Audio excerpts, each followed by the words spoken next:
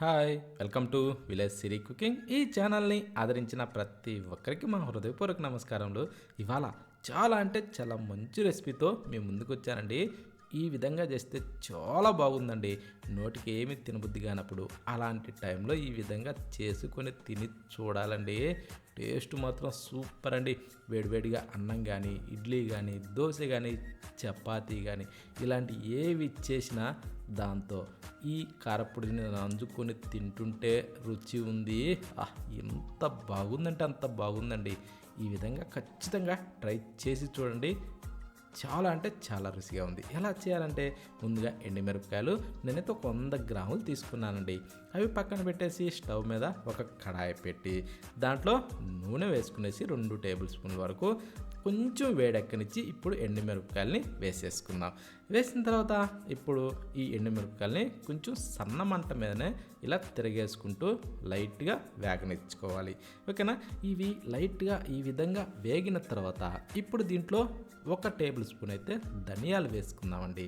ధనియాలు వేసిన తర్వాత ఇప్పుడు దీన్ని కూడా కొంచెం అలా తిరగేసుకుంటూ కొంచెం లైట్గా వేగనిచ్చుకోవాలి. కానీ ఈ టైప్లో చేసి చూడండి, టేస్ట్ మాత్రం సూపర్ అండి. ఇప్పుడు మనం దీంట్లో ఏం చేయాలంటే ఇంకొక టేబుల్ స్పూన్ వచ్చేసి జీలకర్ర కూడా వేద్దాం. ఇవన్నీ కూడా ఒక్కొక్కటిగా వేసుకుంటూ కొంచెం లైట్గా వేగనిచ్చుకోవాలండి. అంటే ఈ రెసిపీకి ఈ టైప్లో చేస్తే టేస్ట్ చాలా బాగుంటుంది. అందుకనేసే దీన్ని ఈ టైప్లో చేసుకోవాలండి. మనం చేసే విధానాన్ని బట్టే ఇది స్టోర్ చేసి పెట్టుకుంటే చాలా ఎక్కువ రోజులు కూడా స్టాక్ ఉంటుంది. ఓకేనా?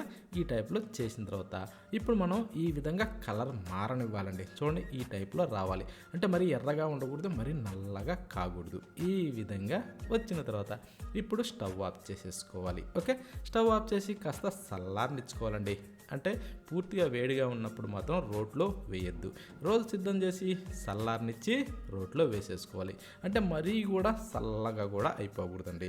మరీ చల్లగా అయిపోయినా కూడా మనం దంచేటప్పుడు నారలు సాగుతుంటుంది.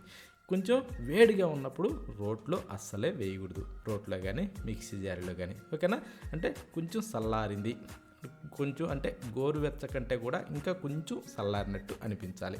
ఆ టైప్లో ఉన్నప్పుడు వేసుకుంటే అప్పుడు అలా నలపంగానే ఇలా నలిగిపోతాయండి. ఈ విధంగా దంచిన తర్వాత రుచికి సరిపడా సాల్ట్ వేసేసుకోవాలి. ఓకే, రుచికి సరిపడా సాల్ట్ వేసాక కొంచెం అలా మిక్స్ చేసుకుందాం. అంటే సాల్ట్ మొత్తంకి కలిసే విధంగా కిందకి మీదకి తిరిగేసుకుంటూ ఈ విధంగా కలిపిన తర్వాత మళ్ళీ దంచేసుకోవాలి.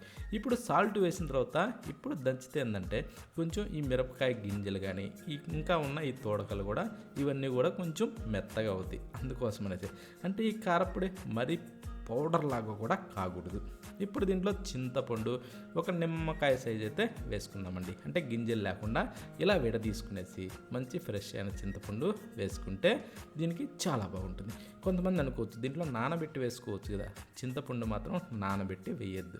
నానబెట్టి చింతపండు వేస్తే ఏంటంటే కొంచెం ఎక్కువ స్టాక్ ఉండదండి. ఓకే, ఇప్పుడు వెల్లుల్లిపాయలు నేనైతే ఒక 2 గడ్డల దాకా తీసుకునేసి కొంచెం వాటిని ఒలిసి, అంటే తోలు తీసే అవసరం లేదు, అంటే పైన పొట్టు తీసే అవసరం లేదండి, పొట్టుతో కూడా వేసుకోవచ్చు, ఏం కాదు. ఒక 2 గడ్డల దాకా వేసాను. వేసిన తర్వాత ఇప్పుడు మనం కచ్చా పచ్చగా దంచేసుకోవాలండి. అంటే ఈ వెల్లిపాయల్లో ఉండే రసంతోనే ఇది కొంచెం గట్టిగా తయారవుతుంది, అంటే అట్టలాగా తయారవుతుంది. అంటే అందులో నీరు శాతం ఉంటుంది కదా వెల్లుల్లిలో, అవి మనం కొంచెం ఎక్కువగానే వేసుకుంటే ఆ ఫ్లేవర్తోనే ఈ కారపొడి టేస్ట్ ఇంకా మంచి సువాసనతోటి రుచి అదిరిపోద్దండి. అందుకోసం అనేసి వెల్లిపాయలు కొంచెం తగ్గకుండా వేసుకోండి, రుచి చాలా బాగుంటుంది. స్మెల్ కూడా సూపర్గా ఉంటుందండి. చూడండి, ఈ టైప్లో మనకి కారపొడి వస్తుంది. అంటే కొంచెం లైట్ ముద్దగా, అంటే చింతపండు వేసాము, వెల్లుల్లిపాయలు కూడా వేసాము. ఓకేనా? అంటే దీంట్లో ఎర్రగడ్డ అలాంటి వేసుకోకూడదండి. ఈ టైపు వెల్లుల్లితోనే బాగా దంచి ఇప్పుడు దీన్ని ఒక బౌల్లో అయితే వేసుకుందాం. స్టోర్ చేసేటప్పుడు మనం కొంచెం నెమ్ము తగలకుండా కానీ మంచి ఒక సీసా లాంటి దాన్ని ఒక డబ్బాలో కానీ స్టోర్ చేసి పెట్టుకున్నామంటే చాలా ఎక్కువ రోజులు స్టాక్ ఉంటుందండి. ఓకేనా? ఈ టైప్లో ఖచ్చితంగా చేసి చూడండి, టేస్ట్ మాత్రం అదిరిపోద్దండి.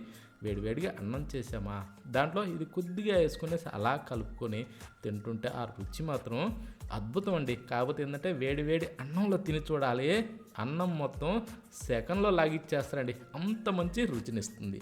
వేడివేడి ఇడ్లీలైనా దేంట్లోకైనా సరే సూపర్ అండి. మరొక వీడియోలో కలుద్దామా? అందుకే ఈ కారపొడిని ఎవ్వరూ మిస్ కావద్దు.